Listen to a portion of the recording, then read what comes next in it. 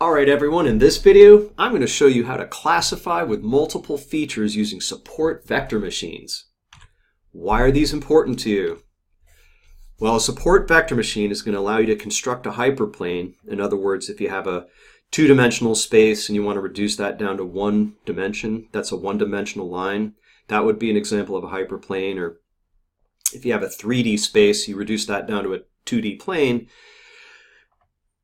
Or anytime you have an n-dimensional space and you're reducing that down to n-1 dimensions, we call that a hyperplane. So a support vector machine constructs a hyperplane or set of hyperplanes in a higher infinite dimensional space, which can then be used for classification, regression, or other tasks like outliers detection.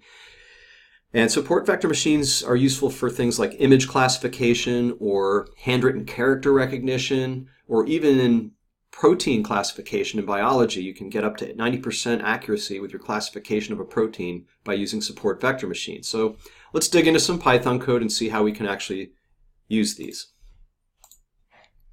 So to start out with, we're going to fabricate 5 clusters of age versus income data for 100 people. Here I have a function, which is the same function that I showed you in the previous video, where we're just creating some clustered data. Main difference here, though, is we're including not just x values, but actually a y value. So we have a set of features, and then we have a target variable. So this is going to be a supervised learning scenario where we actually can learn from a scenario where you have a target variable to learn with. So we're creating some clustered data over 5 groupings of 100 data points. Okay, and then we're going to scale it using min-max scaler, transform it, and then plot it to see what that looks like. Okay, now as you can see, we have 5 groupings here. We've got the yellow, green, teal, burgundy, and navy blue. And we're going to use linear support vector clustering to partition our graph into clusters using this line here, SVC, support vector clusters, equals this guy here. We're going to fit using our x and y data that we just created.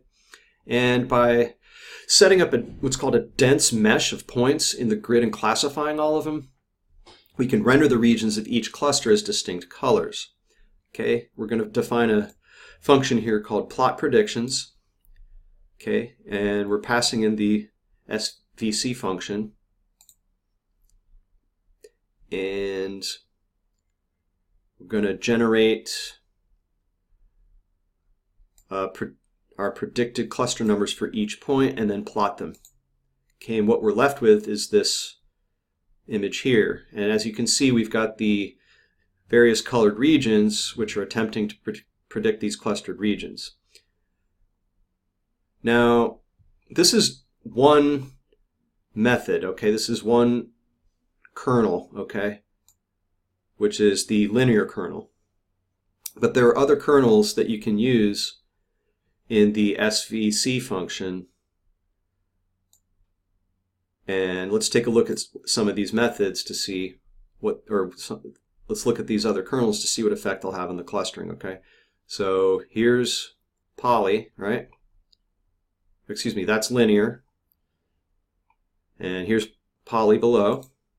Okay, you can see we have a much greater expansion of the blue region. So that doesn't look quite as good, because you can see we have some mismatch here down in the lower left. Here we're using RBF, which is cool.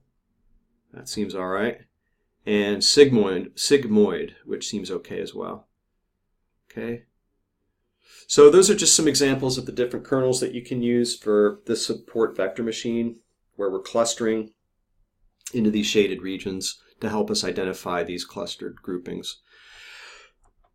Alright, so that's support vector machines. Hope you enjoyed this video. Thank you for watching, and I will see you in the next one.